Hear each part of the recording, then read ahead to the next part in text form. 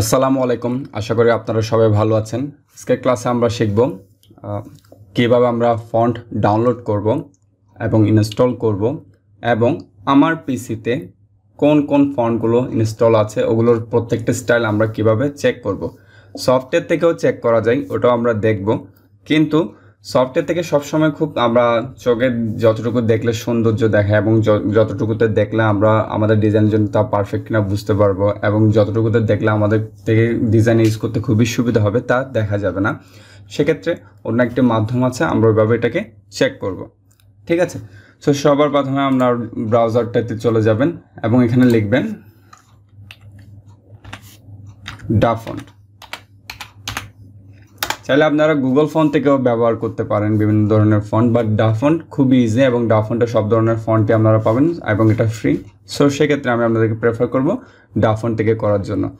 So ডাফন্টে suppose গেলেন, এখান থেকে সবগুলো মাথায় রাখবেন, এই যেখানে ফ্যান্সি, ঠিক আছে, তারপর ফরেজিয়ান লুক, তারপর হচ্ছে টেকনো, এগুলো হচ্ছে কি ক্যাটাগরি এবং এই ক্যাটাগরিগুলোর নিচে যেগুলো দেখা যাচ্ছে ওগুলো হচ্ছে এগুলো সাব ক্যাটাগরি। ঠিক আছে, সো আপনার ফন্ট নিয়ে অনেক কিছু শিখবো, অনেক কিছু বুঝবো আস্তে ধীরে, কিন্তু আপাততর ক্ষেত্রে একটা ফন্ট ডাউনলোড করা, ইনস্টল করা এবং এটাকে চেক করা, এইটুকু জানাটা খুবই গুরুত্বপূর্ণ। সো আমরা ওইটাই শিখবো। সো ডাফন্টের সুবিধা হচ্ছে গিয়ে আপনি এখান থেকে ধরুন সাপোজ আমি জাস্ট দেখাচ্ছি কার্টুন, সেখানের মধ্যে আপনি ডিরেক্টলি লিখতে পারেন, আমি এখানে লিখলাম লোগো ডিজাইন, ঠিক আছে, দেন এন্টার ক্লিক করলাম। সো ডাফন্টে এসে যে কোনো একটি ক্যাটাগরি থেকে সাব ক্যাটাগরিকে চুজ করার পর আপনি জাস্ট এখানে যদি লিখে দেওয়ার পর যদি আপনি ফন্টের সাইজটা বাড়িয়ে দেন এবং যদি আপনি আবার এন্টার ক্লিক করেন, ঠিক আছে, অথবা আপনি এখান থেকে যদি সাবমিট ক্লিক করেন, এটা কিন্তু কি প্রত্যেকটা ফন্টের নিজস্ব স্টাইলে আপনার ওই লেখাটাকে দেখাবে। সেক্ষেত্রে আপনার ডাউনলোড করতে সুবিধা হবে যে কি আপনি আপনার ডিজাইনটার জন্য কোন ফন্টের স্টাইলটি চাচ্ছেন। ঠিক আছে, সো এইভাবে করে আপনারা এগুলো চেক করতে পারবেন এবং আপনার সাপোজ আমি জাস্ট বোঝানোর ক্ষেত্রে দেখাচ্ছি, সাপোজ আপনি চাচ্ছেন এই ফন্টটাকে আপনি ডাউনলোড করতে, ঠিক আছে, জাস্ট এখানে ডাউনলোডে ক্লিক দিবেন।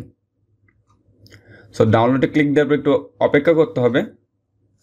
আমি ফ্রি ডাউনলোড ম্যানেজার ইউজ করছি, যার যেটা ডাউনলোড ম্যানেজার আছে সে ওটার মাধ্যমে এটা ডাউনলোড করে নেবেন। সো আমি এটাকে ডাউনলোড করলাম।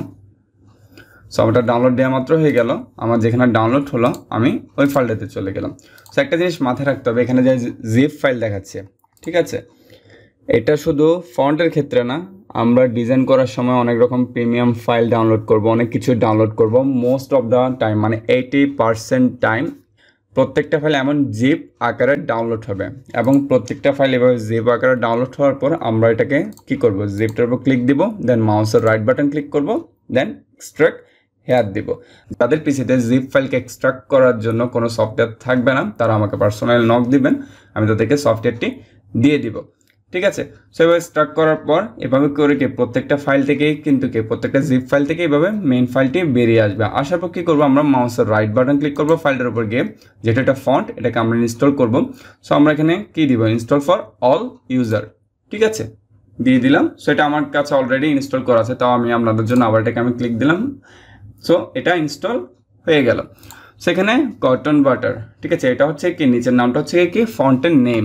সো আমি যদি এখানে সাপোজ টাইপ টুলটা নিই, আমি এগুলো বুঝাবো বা আগে যে আপনাদেরকে বোঝানোর জন্য ফন্ট কীভাবে চেক করতে হয় তা বোঝানোর জন্য তা আমি এটা দেখাচ্ছি। সো আমি এখানে সাপোজ লিখে দিলাম, ঠিক আছে, লোগো ডিজাইন,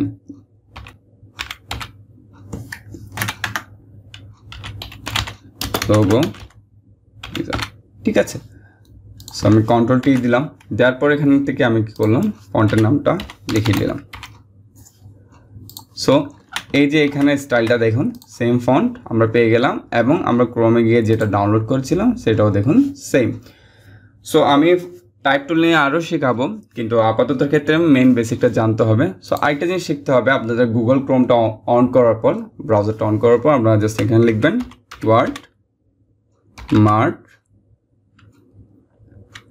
ওয়ার্ডমার্ক এক্সটেনশন, ঠিক আছে, এখানে লেখা উঠে যাবে ওয়ার্ডমার্ক এক্সটেনশন যাওয়ার পর আপনি এন্টার দেবেন, দেন এখানে ওয়ার্ডমার্ক এক্সটেনশনে ক্লিক করবেন।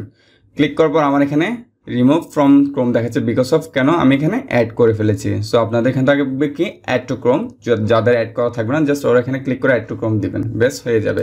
এরপর এখানে আপনি ওইটাতে চলে যাবেন, মেন এক্সটেনশনটাতে চলে যাবেন, দেন এখানে সাপোজ যেটাই লিখবেন আপনার এখানে পিসিতে যতগুলো ফন্ট আপনার ডাউনলোড করা আছে প্রত্যেকটা ফন্ট ওই লেখাটার স্টাইলে দেখাবে। এবং আপনাদের সুবিধার জন্য আমি কিছু আপনাদের লোগো ডিজাইনের এবং কিছু স্পেসিফিক ফন্ট আমি আপনাদেরকে দিয়ে দিব। সো আমি এখানে লিখলাম লোগো ডিজাইন, লিখে এন্টার দিলাম। সো দেখুন আমার এখানে প্রত্যেকটা ফন্ট কি দেখা যাচ্ছে এবং ফন্টের স্টাইলে সব কিছু দেখা যাচ্ছে এবং ফন্টের নামগুলো নিচে দিয়ে দেখাচ্ছে। এই যে এখানে যেগুলো নিচে আছে এগুলো হচ্ছে কি প্রত্যেকটা ফন্টের নেম।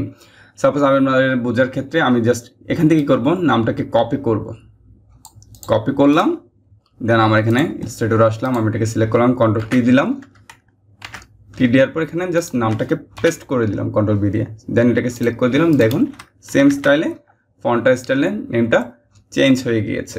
আশা করি আপনারা এইটুকু বুঝতে পেরেছেন। ধন্যবাদ।